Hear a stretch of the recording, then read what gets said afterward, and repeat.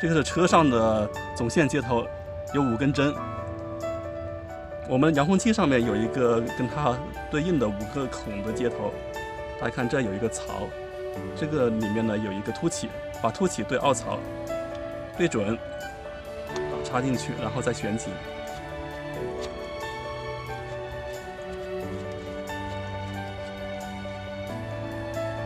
旋紧以后，天线接口插到这里，天线插上，好了，这样遥控器就已经安装完毕。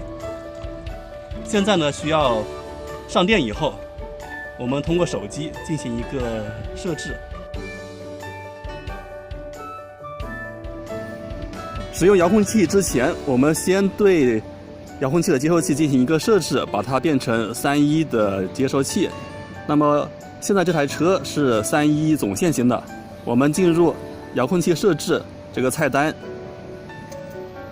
然后找到现在的这台遥控器，点参数设置。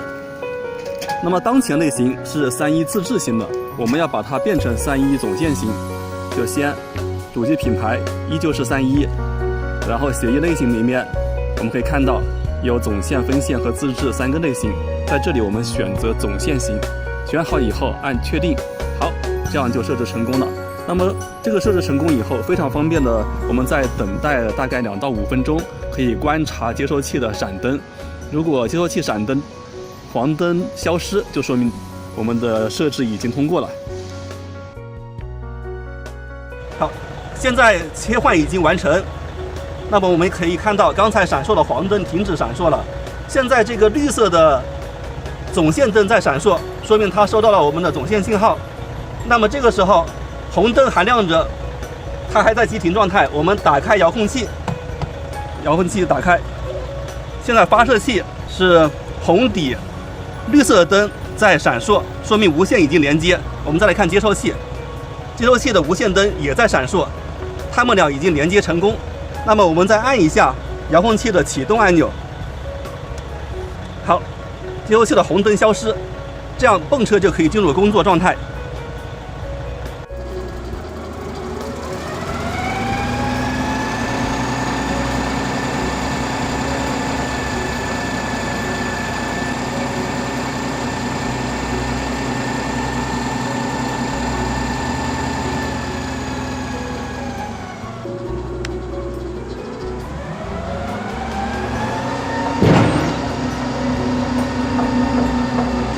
反泵，